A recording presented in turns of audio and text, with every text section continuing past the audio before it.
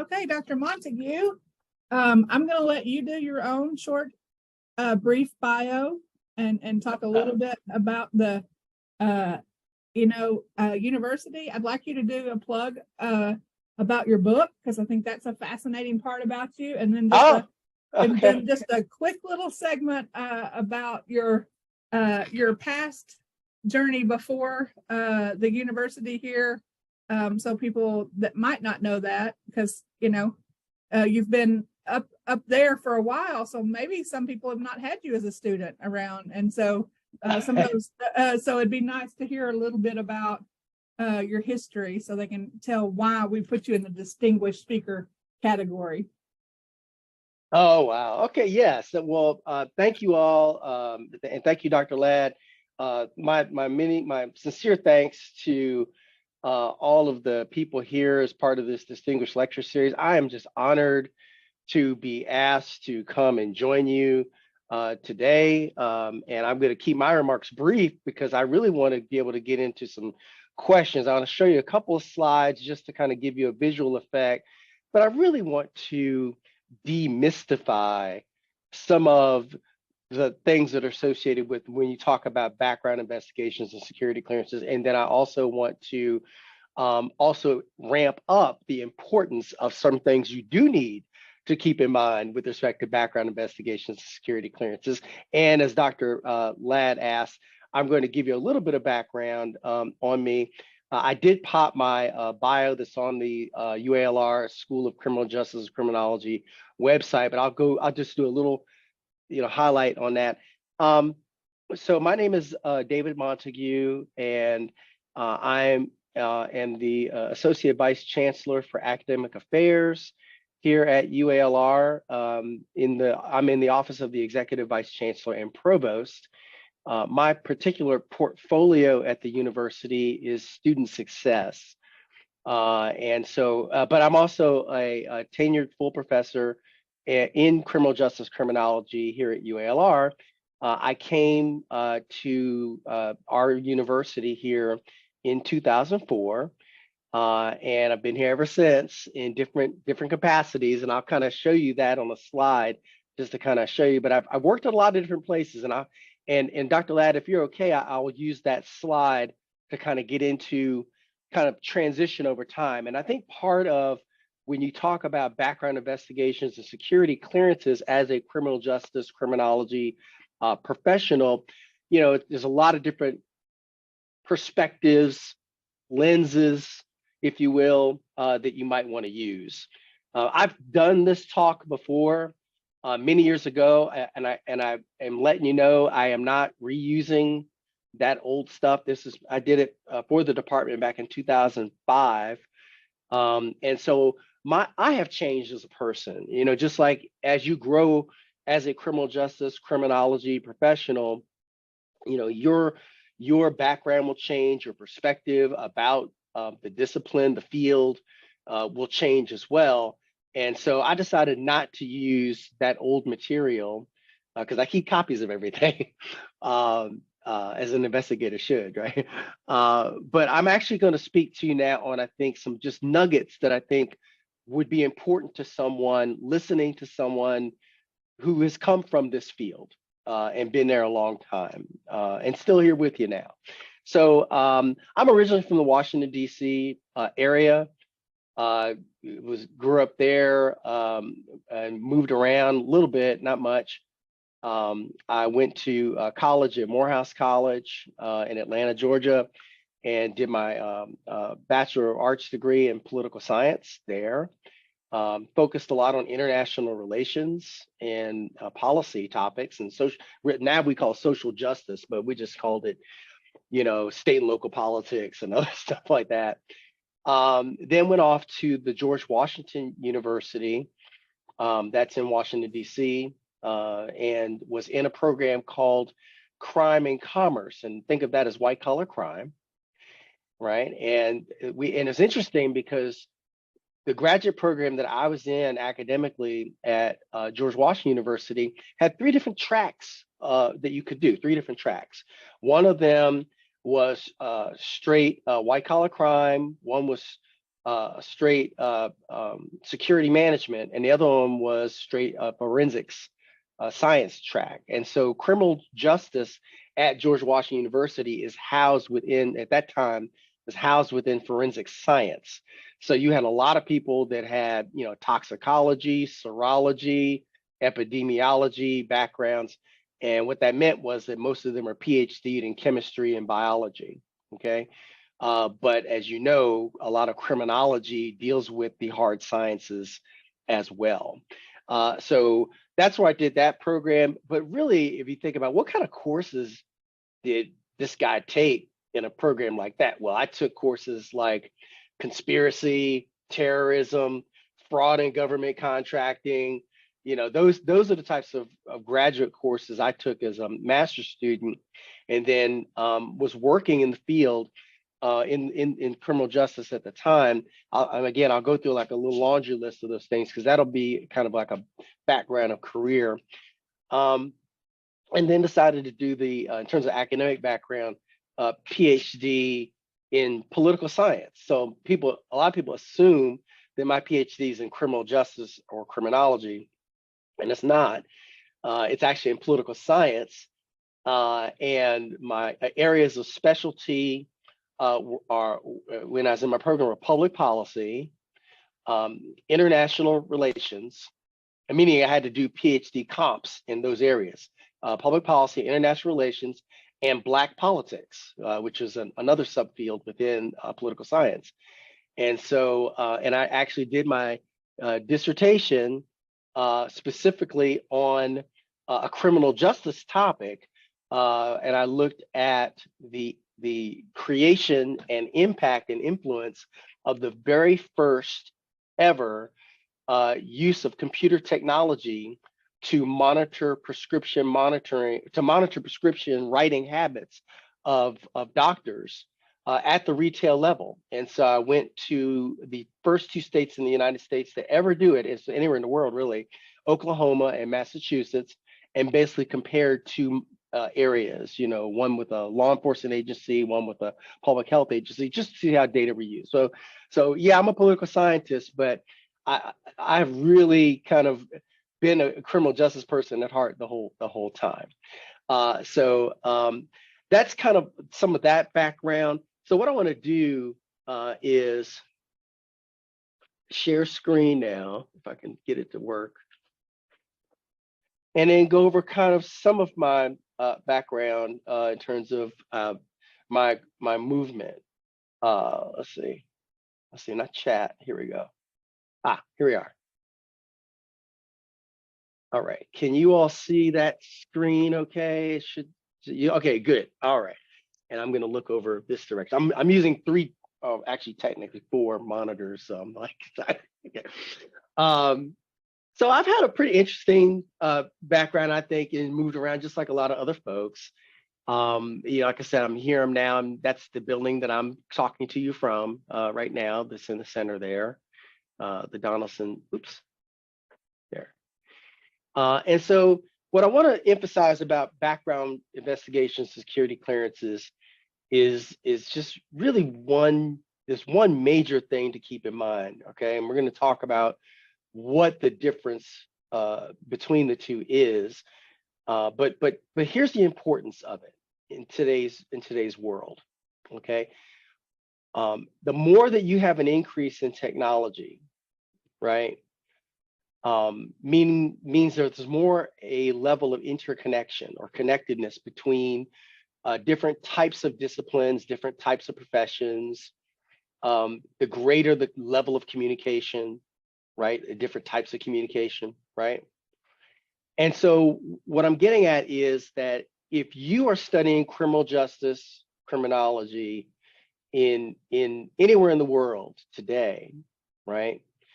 Whether you are thinking about the immediate job you want to get even while you're in school, or some long-term career goals that you have, whether you're thinking about getting a job with an actual government agency that hires, say, law enforcement or an intelligence analyst or forensic chemist or whatever position it might be, versus whether you're going to be a contractor, like a computer technology expert who happens to work for a company that happens to hold a contract with an agency, then the importance is going to be the same. That's a very, very critical point that I would like to get across to the viewers on today's call. And so, oh, sorry, that's my Alexa talking in the background. So there are a lot of folks that naively think, oh, I'm not going to go work for the government, whether it's municipal level, county, state or federal, or maybe even Interpol, international. There are some people who think if they're not going to work for a government agency, they don't really need to worry about a background investigation or security clearance. And that's just not a good way to think about the world around you now, right? And so in order for government agencies to get done what they need to do, a lot of times they must hire outside organizations, companies, right? Or enter into partnerships to be able to get things done.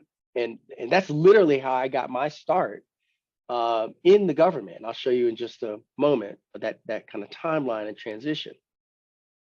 So even if you, as a student or whatever your role is, don't have any current aspiration to join a government agency and figure, oh, I don't need to worry about I don't need to understand this topic at all. You have no clue as to whether or not down the road the company you work for, right, might enter into a contract. And if you want to stay with that company, then you're going to need to be able to pass a background investigation or security clearance. Now, granted, let's just get this right off the bat. The big difference in a background investigation is that a security clearance is that a background investigation is literally just doing that. It is looking strictly just into your background with kind of a snapshot. Some people might think that that's a very intrusive thing. Quite frankly, it's not very intrusive compared to what we're going to talk about, which is a security clearance. Okay, so a background investigation a lot of times is just to be able to do something very basic for a job or to get access to a certain facility. They might do a background investigation for a short one if you're going to go do a prison visit, something like that. A lot of companies, even if you work at UALR, they're going to do a background check of some type, right? So think of a background investigation as just a kind of a scope of that you will, or I should say a spectrum, one into the other. They can go from just a very little basic snapshot to moving towards something that's a little more detailed. But I'm taking from someone who knows that don't think of it as something that's extremely intrusive. All right. Now, when you talk about extremely intrusive, and there's a reason for it, that's what a security clearance is. Okay. So a security clearance is something that's done by the federal government. And a security clearance, and a clearance can actually be done by state levels, but they have different ways, different terminology for it. But I'm going to really just kind of generically talk about federal security clearance. In this case, I'll talk about just the United States. But theoretically, you can apply it across the board when I'm talking about. Think of a security clearance is done for a security clearance is done for the reason of making sure that the information that you would have access to while they're checking your background is one that is so important that job you're going to have that it could threaten the safety of the United States government. If you have access to it, it can be released. So that's the way you think of a security clearance. Information so sensitive, so important that somehow it could impact the function of the United States government, harm the United States government in some way, meaning the people, maybe the institution, certain economic balances, certain, things that are confidential that need to be kept, like our banking system, things like that. And so within some of these types of looking into your background, there's national security clearances, which are just what I explained just now. And then, of course, the government has another term called public trust investigations. And so a public trust investigation, think of it as someone that's put into a very important, sensitive position, but that position doesn't necessarily mean it's going to shut the government down or cause severe panic and mayhem in the streets if that information were to be released. But it could be something that could upset or cause a real problem in a sector of our government. And so I'll give you an example of that would be because I used to do some background investigations and security clearances when I was a contract investigator. They call it special investigator years ago. And so dealing with people that work within the banking system. So some of them in the banking system might not have access to national security information, but they might have access to codes and know of certain areas that basically when you go to an ATM machine or you're moving money on the internet from one account to another, moving things from one bank account or doing a Venmo, things like that, that is dealing with what people typically call public trust, because the information that's in there could be very harmful to the banking system. It could, cause a blip. Of course, there's security measures in place to be able to deal with those things. There's insurance programs in place to help minimize, potential damage. But they certainly want to, as hiring agencies, want to make sure that the people that they get in those positions, they feel that they can trust to have access to those things. So think of it as access to locks and codes and keys and doors and things like that. That's more public trust versus national security, where you would be given a national security be access to things like certain information and programs that the general public would not know anything about in some cases, right? And so there are a lot of people that work with national security that have successfully gone through a security clearance. You might not ever know, right? But for a lot of folks, it's part of their job to be public about that, but they have to learn how to navigate that territory so that they can publicly say, yes, I've gone through security clearance, but they know where they have to stop in terms of not giving away anything. So one of some of the things that are used when you think about national security in terms of some of those things you want to protect. Obviously, you want to make sure that no government secrets are given out. There's no potential harm to the United States government. But in terms of the ways that some of those harms may happen, one of them would be giving out sources and methods of how certain things are done. So if there's certain intelligence gathering messages that the National Reconnaissance Office, that's a spy agency that sends up satellites, or the National Geospatial Agency. They're another intelligence agency that monitors what's out there being picked up by spy satellites, or obviously CIA, maybe FinCEN, the Financial Crimes Enforcement Network. They straddle us law enforcement and intelligence within the U.S. Department of Treasury. I've worked with them for years. Had an office in their building in Northern Virginia, as a matter of fact. So that's a very serious concern too, like how intelligence is gathered and so forth. But all in all, I think the basic thing is just keep in mind harm to the government, right? That could impact national security versus someone that's just doing a background for you to do something basic like getting a job somewhere or getting access to something. Okay. So in terms of, I meant to say today's brief remarks. I want to take you on a journey of what having going through background investigations and security clearances can actually mean. Okay, so along what you see on this, Dr. Ladd, you can see where it says my faculty journey.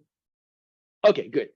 So people in the mentoring program have seen this information on this slide. I just wanted to use it because I wanted to tie the notion of going through a background investigation or security clearance to the fact that it's a human being in their life.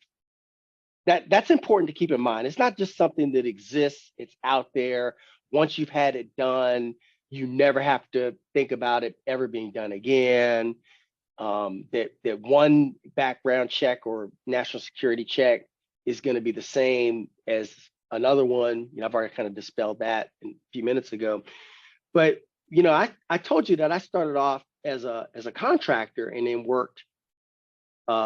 moved over to federal government. So I started off as an analyst, a data analyst, out of college. And I worked for a company called eBond Research Systems. And that company was a private company run by a person who had a PhD in sociology. She had a contract with the US Department of Justice, specifically the Asset Forfeiture Program within the Drug Enforcement Administration, DEA. And so they were physically in the office of chief counsel, the attorney's office for the DEA, and they literally provided human beings to help with what was called judicial and administrative asset forfeiture. So if you've ever seen those TV commercials or heard them on the radio where they talk about get seized cars, get seized boats, and that kind of thing. The authority that we all know about in terms of seizure and asset forfeiture, where you can seize property as a government agency, something obviously we talk about in criminal justice criminology, and then going through a forfeiture process along a timeline or through a judicial process, and then it could, in theory, become property of the U.S. government.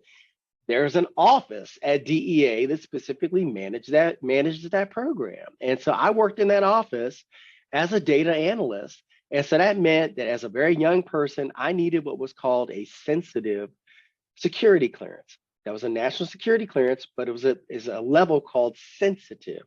And I was very happy to get it. And I'd never had one done before, but it did require that I filled out paperwork. Back then it was called a standard form 86, and they had to go back 5 years into my background. Well, little did I know that more intrusive security clearances go back 10 years. So some go back 15 years. Some literally go back to birth. And that's a lot of information to provide.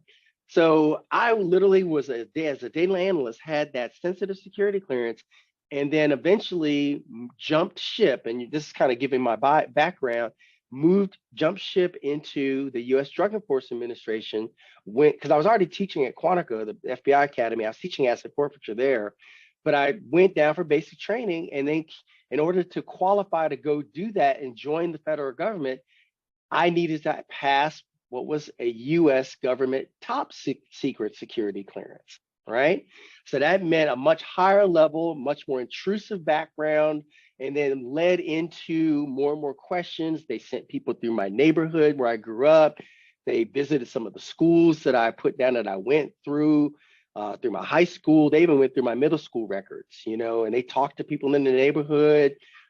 They did a lot of people were contacting me. That's just part of it, and I'm happy to answer questions about how to navigate that process, because that's part of the title that it was in that Dr. Ladd put it out there for you all today. And moving forward real quick, because I'm watching my time. Later, so I held that security clearance at top secret, and then later moved over and became an investigator for the United States Assassination Records Review Board.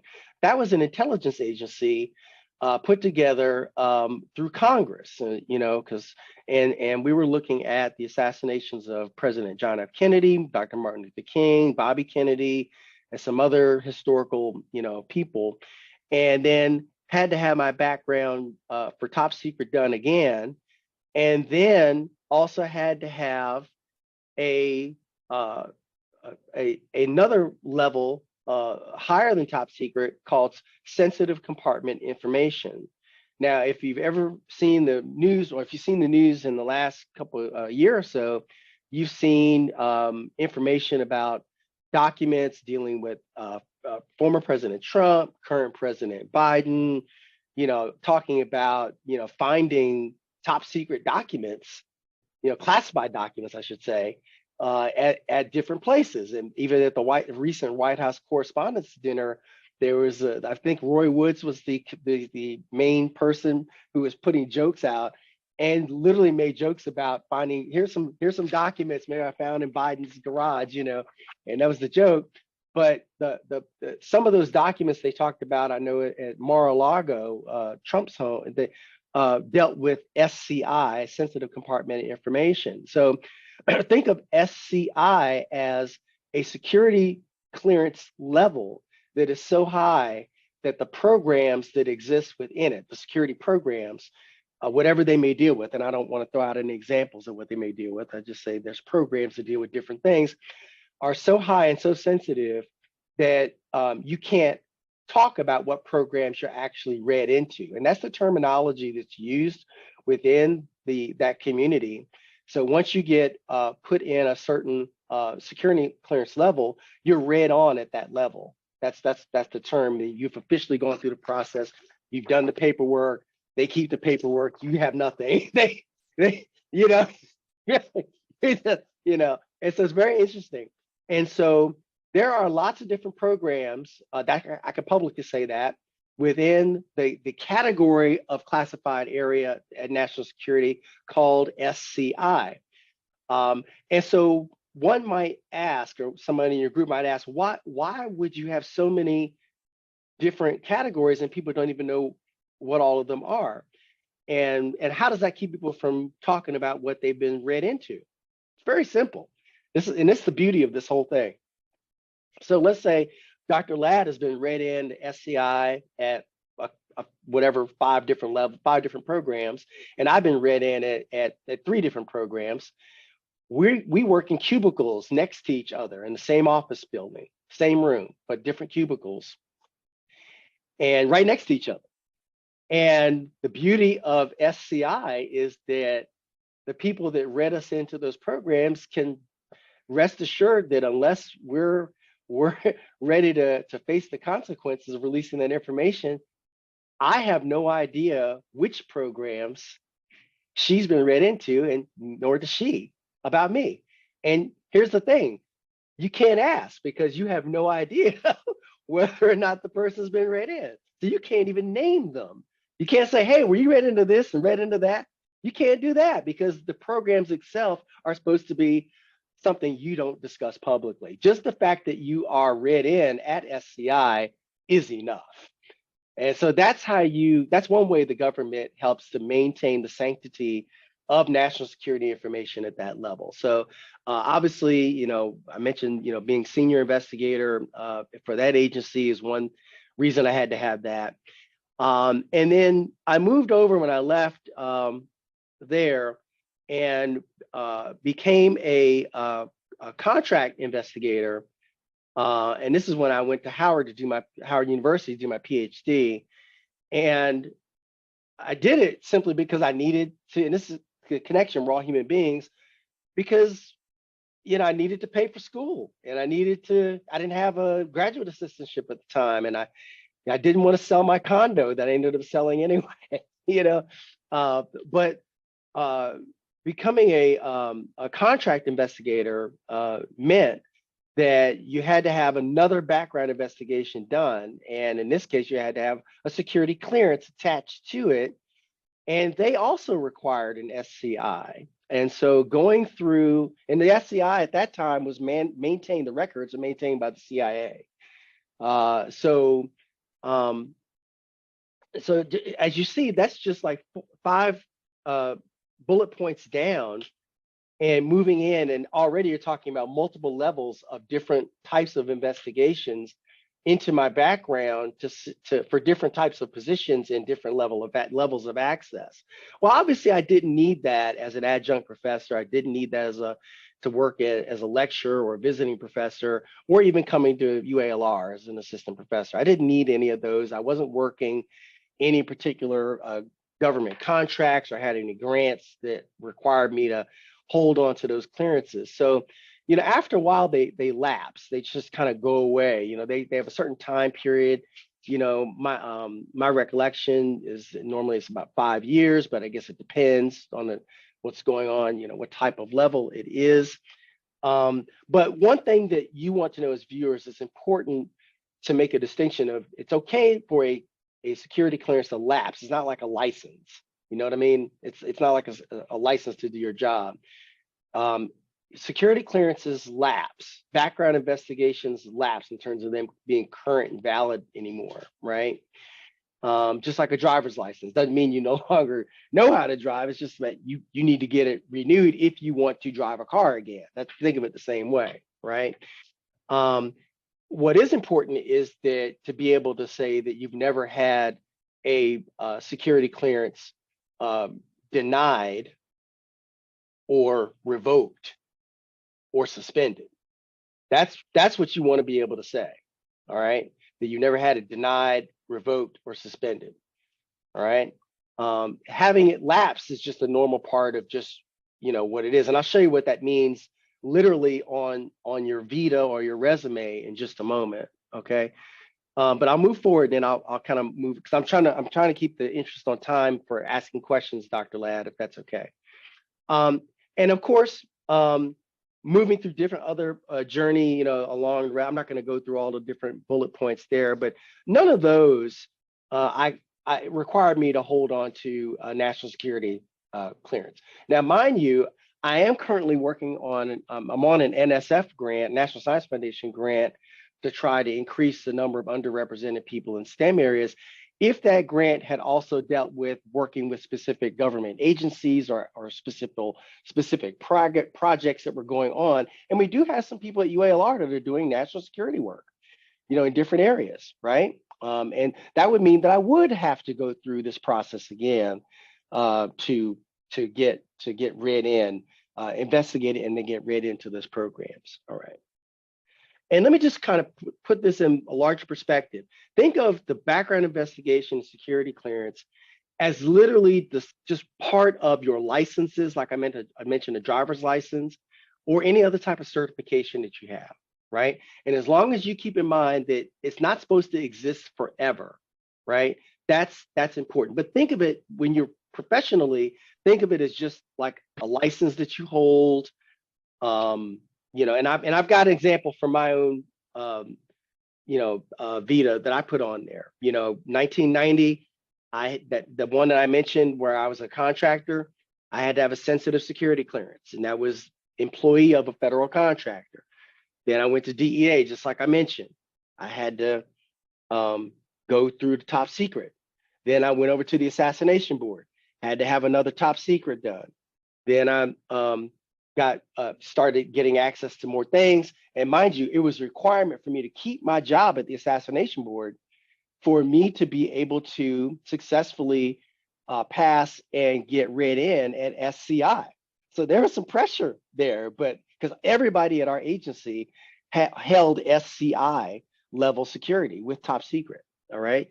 So that explains that. Then, of course, when I went to do that private sector work, they required that background investigation just to do national security. So it wasn't the same level. It was like checking people's employment history, things like that. But again, if you think of it the same way you think of a license, like a driver's license, or even I put in 1997, in order to be a contractor in Maryland to do that kind of work, I had to literally go and get a Maryland private detective's license, which is something I didn't plan on, but it's just part of what was necessary. I wouldn't want to get into all the different certifications that Dr. Ladd, who's running this lecture series, has. They wouldn't fit on a whole book. I mean, good Lord, so many of them. But the point, you get the point that, if you think of a background investigation and a security clearance, I'm talking about the one where you have to do a whole lot of paperwork, and not just one just for, just a basic snapshot to go visit a facility.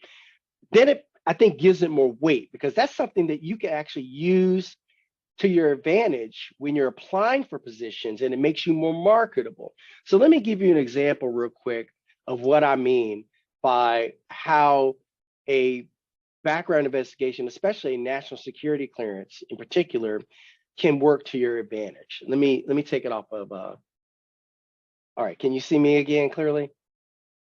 Okay, so let me give you an example of how valuable a high-level security clearance with the U.S. government can be. All right. I had a colleague that went to Howard University with me. Her name is Pearl. At that time is Pearl Ford, and her name is Pearl Dow. She was in the same PhD program with me in political science. She ended up getting a job at one of the agencies I just mentioned, the National Geospatial Agency. And her job as a PhD in political science was to review reports that were dealing with, intelligence material that was coming out. So it was a great job. It was a pretty good paying job. And then guess what she found out? She found out that there was a private company that was physically in the same building that she was in Northern Virginia, right? That was doing the exact same work that she was doing. But guess what? The people doing that same job she was doing were getting 40% more in pay. They're a private sector company. So guess what she did? She resigned, went over to the private company, got the 40% pay hike, right? Stayed with that company, doing the same job. She didn't have to change her parking space or anything, right? Here's where it gets even funnier. So the company, and I'm not going to name the company, but this is not anyway, she would tell you herself. The company ended up losing that contract. The contract expired. There was some, paperwork issue, and there was a lapse in being able to provide that work for that agency. So you think if a company loses a government contract, what do you think happens to the employees?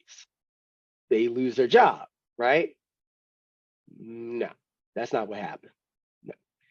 So I would give my friend a call every now and then, and remember I'm busy hustling out doing my private sector, national security work, and I did that up until I moved to Arkansas because it was a good way for me to work whatever hours I wanted to and make as little or as much as I wanted at the time, but you had to really work. I mean, it was real work. They said, and I call her up and I say, "Hey, what are you doing?" I say, got to run some errands, got laundry. I was like, "Wait a minute, what happened to that contract? I thought the contract had expired."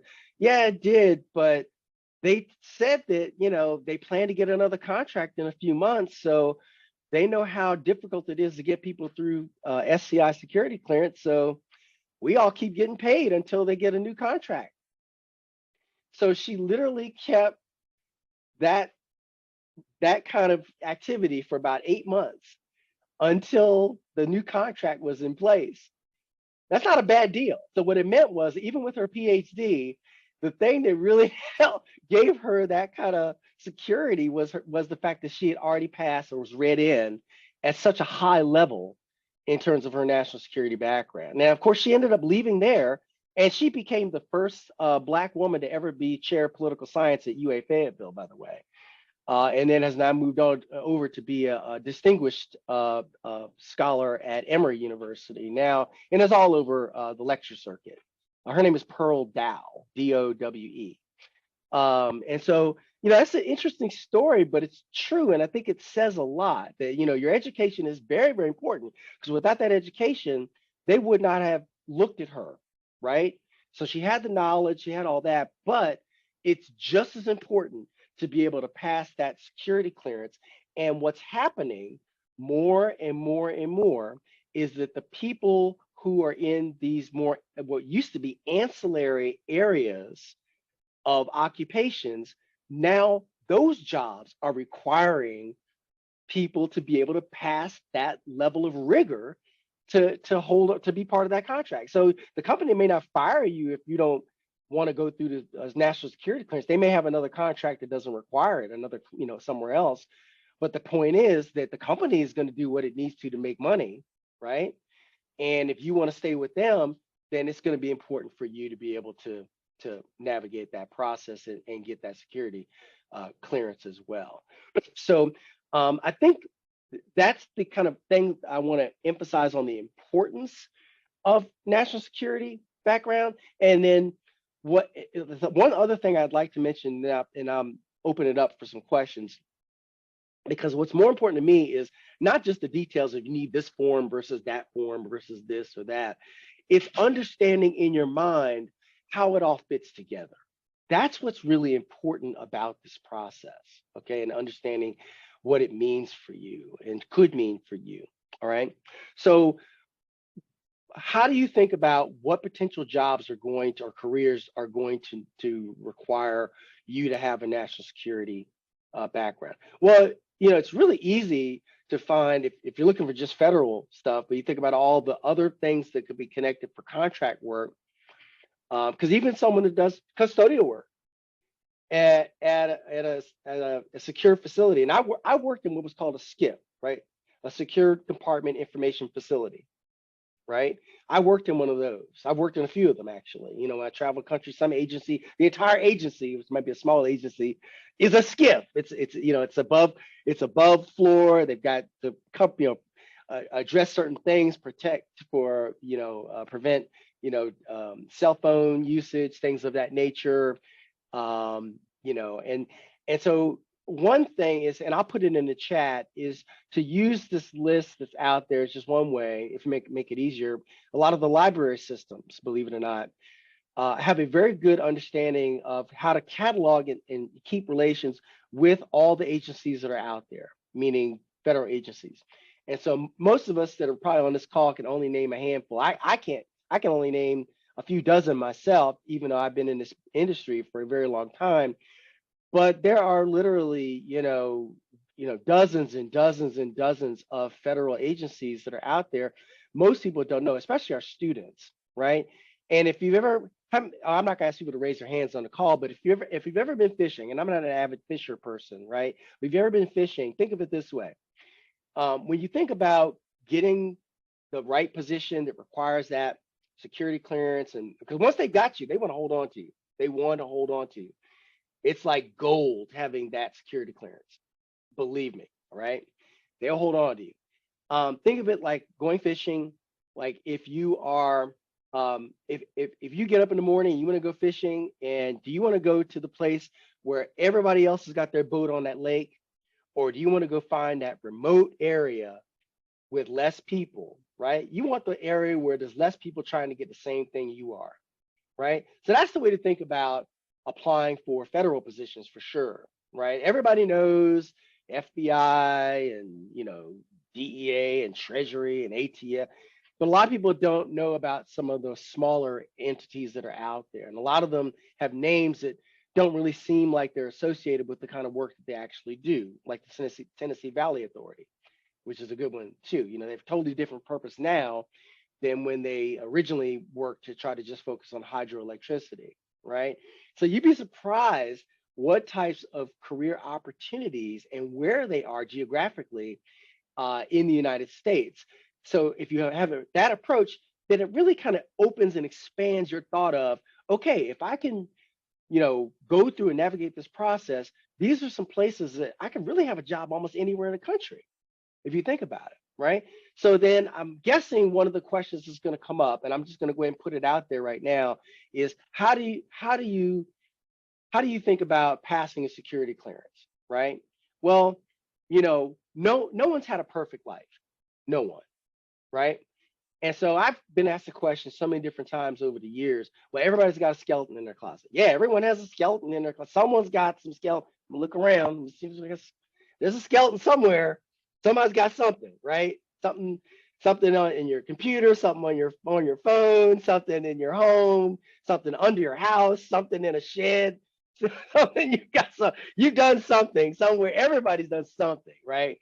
It could be very minor, and some of us obsess about those things. The way to think about this, and I'm poking fun, so don't take me the wrong way, please. I think the way to think about this is what are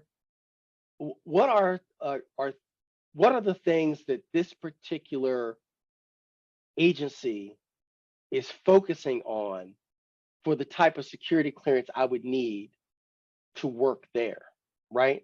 That's a good question to ask, right?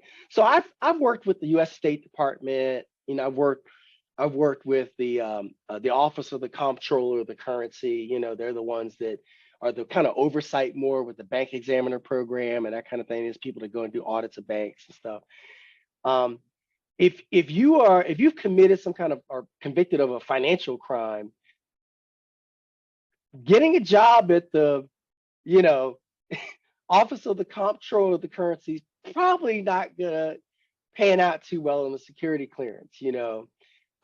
However, if you happen to have gotten in trouble because you might have got, I'm not saying you just don't take. David Montague said it's okay if I did this, but if you got caught shoplifting as a kid, and but you were, or some other thing happened to you, whatever it might be, and it has nothing to do with the type of job that you're being asked to apply for, right?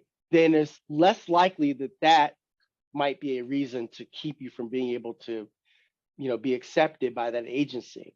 And so one of the things for your listeners to keep in mind is the when you're talking about navigating the process and working with the investigators for a national security check, it's important to be as candid, open as possible, right? It's very important.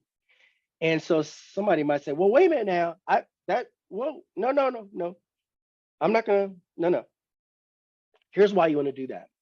The reason why an agency wants you to be able to say, so look, I had this problem. It's not a problem anymore. Or I've got these angry relatives and I'm not one of them, but they all got in trouble. I'm not one of them. They all have records. I grew up in this kind of household. I'm not like that. I've come a long way. Here's what I've done. This is who I am as a person.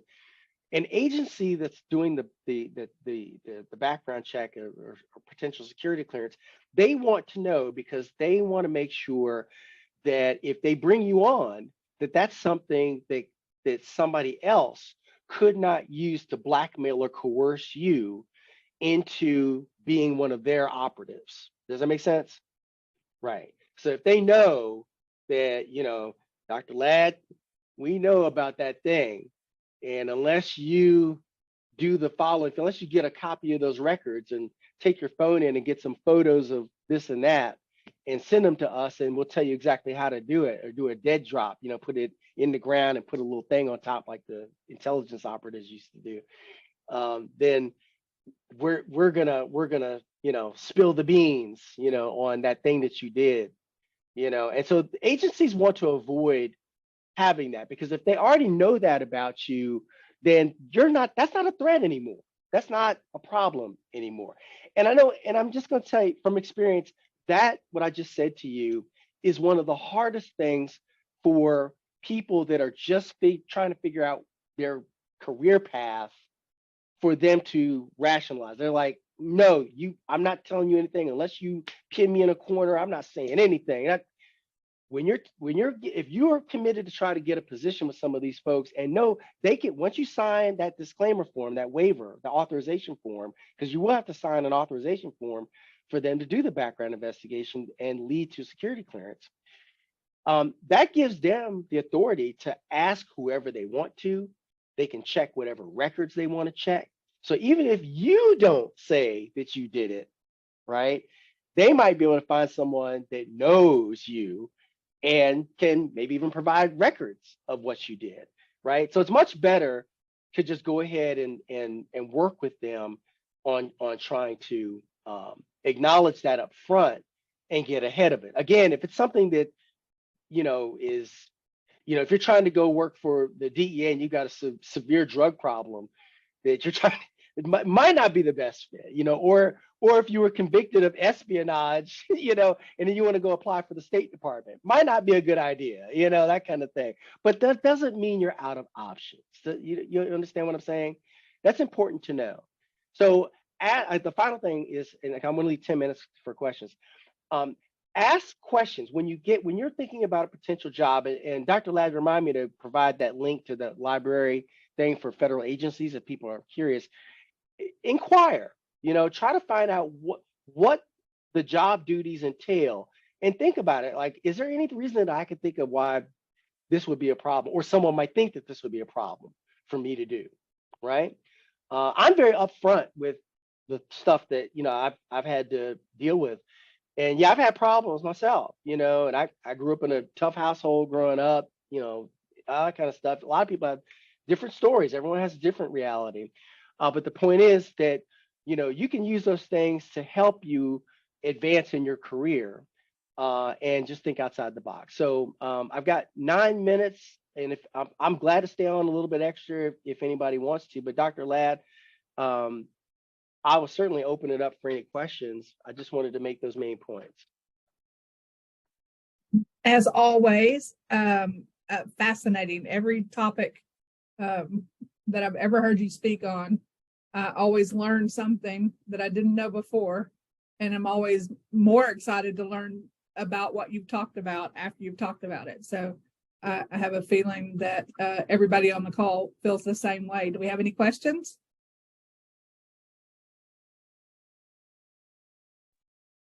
I have a question if I'm allowed to ask, Dr. Montague. You Okay. are. Dr. Montague, what type of information are they going to ask for on the forms that maybe people should start collecting? That's a great question, Dr. Martin. Thank you so much. Well, certainly basic information such as, your full name, your date of birth, social security number. And, social security number is one of those things that, you generally don't give out to people, especially in this business, unless it's for financial reasons. But for a national security thing, that's kind of important. Um, they'll also ask a lot about where you've lived. So I know that it sounds very difficult for someone to think back, well, gee, where did I live 5 years ago? I moved, I was in this apartment. And you can't, if they ask you, I'm sorry, where you lived, where you went to school, known associates, any type of education you've had, training programs, any special certifications that you have, licenses, things like that. I think what becomes very important in the process to kind of also add to your question, Dr. Martin, is to also, if somebody asking you for the address of where you lived, or try to really provide information in a way that you think is actually going to help them get the answers they're looking for, right? And just like if you're having a conversation with someone and they give you just a very generic response, and they're not really giving you the answer that helps them understand what they're asked, what they've asked of you, then you're not helping them. And when you're putting in for a national security background to be done, you want this to be as easy on the people having to do that work. I mean, I did national security checks for folks for 7 years. 7 years I did those, right? All different types of folks for different types of level positions.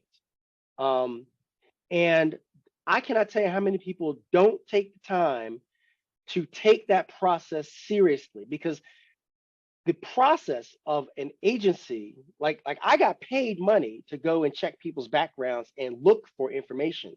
And the more intrusive the type of investigation back for security clearance, higher level of clearance, the more work they want me to do potentially to kind of triangulate things and dig deep enough. So you may put down 3 neighbors that live near that knew you where you were there, but I'm going to go to your neighborhood and walk and just start going through and knocking on doors. And I've got your authorized security, your form that says you authorize me to do it, right? And so try to fill the information out as clearly and completely as possible. One indicator that someone is trying to hide something is when they give vague information, right? When they give vague information, that's usually an indicator that they don't know what they're doing or they're trying to hide something, right? So it's important to try to answer and so when you're filling out the form, if read the questions very carefully, right? I'm sorry for the long answer, Dr. Martin, but I'm trying to be clear. Try to think exactly what the question's asking you. So if it's saying, where did you live between, this date and this date? Well, put it there. Like, starting this month of this year, I moved into, a Green Mountain Drive apartment complex, lived in apartment, X, and what was your reason for leaving? Put a reason. Don't just leave it blank. Don't just assume, well, unless there's a problem, I shouldn't have to put anything. I wanted cheaper rent. I wanted to find a place closer to work. I wanted, whatever it was, put it down. I had a problem with my roommate. Put that down. You don't have to get into it right then. That's something they could talk to you about in an interview if they decide to do that. But please make sure that you're reading the questions for what's asked and really trying to answer what's there. I've seen a lot of people, this is a follow-up to, and I'll be quiet then, I take any more questions. I've seen a lot of people, they'll run out of areas, boxes on the form to put where they've lived. And they'll assume, oh, well, that's it. I don't need to put anything more down. But then if you go back and do what I just said, read the question. It says, go back 10 years. That means you get out a blank piece of paper and you type out or WordPress, put it on a Google Doc, whatever you need to do, and you keep that same format and you do the same thing because you're going to start at the present, 2023, and you're going to go backward in your life. And just imagine having to do that to birth. That means sometimes you might have to go to church and ask them who was on the choir with me back then? Who was in that Sunday school camp with me? Where did I get childcare services from? You know, it sounds ridiculous, but there are some clearance levels that literally do ask you to go back to your childhood because they want to go back that far. And sometimes you are unable to find records, but a lot of times it's really pretty simple to find records. And proof of that is because if you go online right now and type in somebody's name, right, that you know, with very little information, there are information brokers out there that for a small fee, they have, you know, information about places you've lived, possible people who lived in those places. People buy and sell information. Companies buy and sell information. So it's imperative that you don't need to spend money to fill out the form, right, on information, but do your due diligence to go and find the information that you're supposed to have. All right. So I'm gonna. Is that good enough, Dr. Martin? Okay. Yes, thank you. And in the chat right now, I'm going to put a website where all of the students that are on can go, and that is literally just one example out of University of California, San Diego, of federal agencies. And if you just click on any of those letters from A to Z, you will probably be surprised at the number of federal agencies. That means contractors as well that have opportunities out there that would require security clearances to be able to work with them. So that should keep people busy for a while. That's a great question, Dr. Martin. Thank you. And I'll have time for any funny, if anybody wants to hear a crazy story, I'll be glad to tell one of those before we get off the call. Oh, Dr. Martin says yes. Dr. Ladd, any more questions? Nope, doesn't look like any more questions. We got time for a crazy story. Okay, so I'll give you one crazy story. All right, so this happened right after 9/11, and I was actually doing security clearances when 9/11 happened, and I was also teaching adjunct at University of Maryland, College Park. And it was interesting. I had a guy, so obviously I'm gonna keep names off of this. I had a guy that worked for the military as a civilian, and he worked, I'm not gonna name which branch of government, which branch of the military, but he worked as a civilian for a military branch of government in Washington, D.C. area. And he had applied for a job. Back then it was still called the Immigration and Naturalization Service instead of, now is it Border Customs Protection? I think it is. But anyway, he was applying for a job at the INS, right?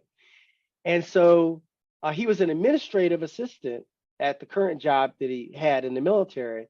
And so he sent the paperwork, and mind you, I'm usually would deal with a lot of folks that some people would do a really good job. And I did find the people who held more high level positions tended to take their time to really fill out the forms correctly.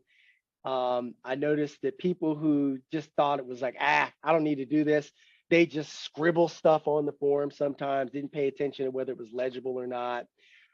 This person had a typed form, and it had so many supplemental pages. It was like that. It was like, I'm showing this stack. This is a stack of about 25 pieces of paper. It was like that thick. So it was almost 50 pages.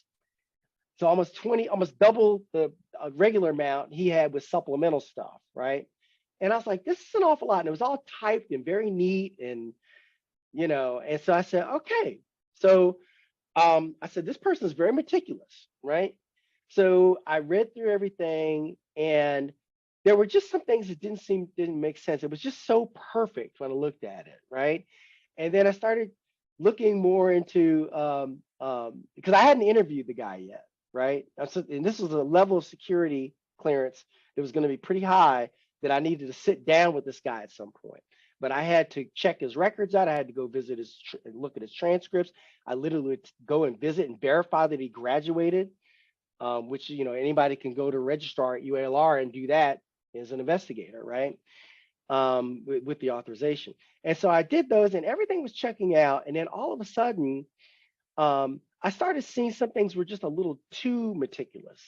And he was giving some very, very kind of repetitive answers for why he was shifting jobs. And then one of the jobs in particular, he was very vague. So he's very, very clear in what he was saying, but very meticulous. And then in one job, it was just really, really vague. And I'm thinking like, well, this just seems, I'm not an expert, I'm not a judge or anything. I just said, this doesn't seem to add up, right?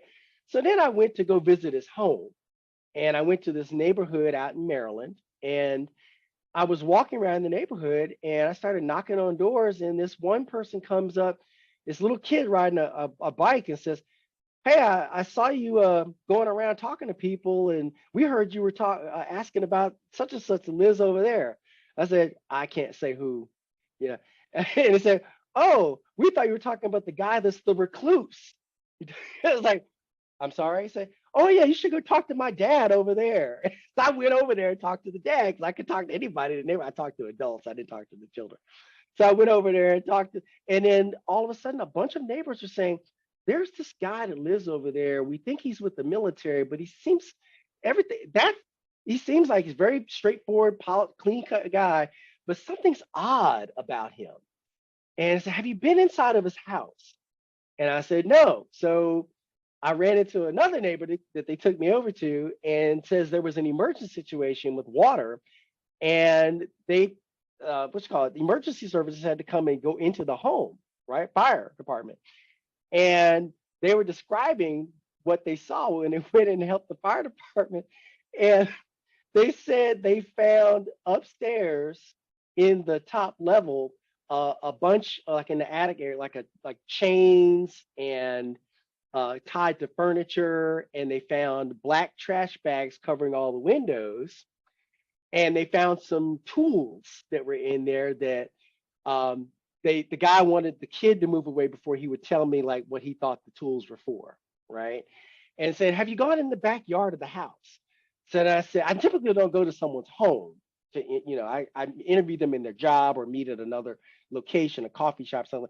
But I did go in the backyard and look around and said, the yard, the bushes are cut in like a maze, like Alice in Wonderland, right?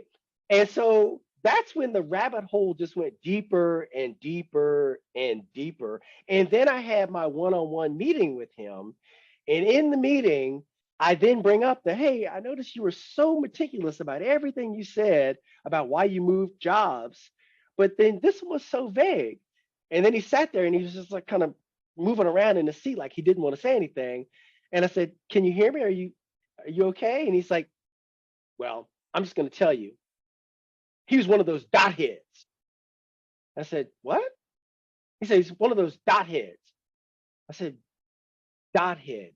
So, and I immediately knew what he meant, but I said, can you tell me what you mean by that?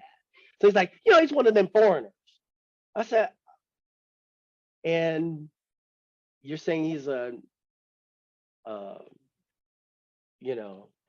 a naturalized citizen, or is a foreign national, or say he's just one of the foreigners. I don't know if he was naturalized or not, but he's not from here. I said, oh, okay. Is that a problem? You expecting me to take orders from somebody that's not from here? I said, well, what does not from here mean? And he kept going on and on. He kept getting angrier and angrier, and he said, well, you can put that down in your report. It's not like it's going to mean anything. I said, okay. So I put it, and then we would send all the information up to what we would call the Bat Cave, we would send everything up to in Pennsylvania. And so I put all that in there. And I just thought it was very interesting. And I said, well, sir, you do know that you're applying for a position at the Immigration and Naturalization Service, right? He said, yeah, but I don't see what me having a thing against people from other places has anything to do with working at the daggone Immigration and Naturalization. So I don't know what finally happened with that, but all I know is I put my information in the report and sent it up to the Batcave. So I'll just say that's the importance of seeing what's on paper, talking to other people for national security, and then also interviewing the person. A lot of times that's not done for a general background investigation, hence the difference between the two. So I appreciate you listening to that story. I just thought it was a little more outrageous one, and it's one I've shared over the years. So with that, I'll be quiet. Well, again, thank you for your time as always, and thank you for your expertise.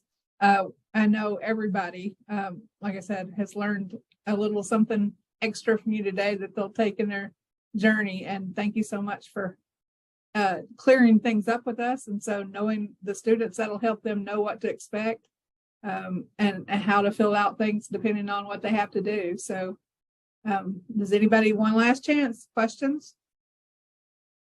Okay. Thank you so much, Dr. Montague. We appreciate you. You're welcome. And if I can, I'm just going to put my information down in the chat. Yes. Thank there.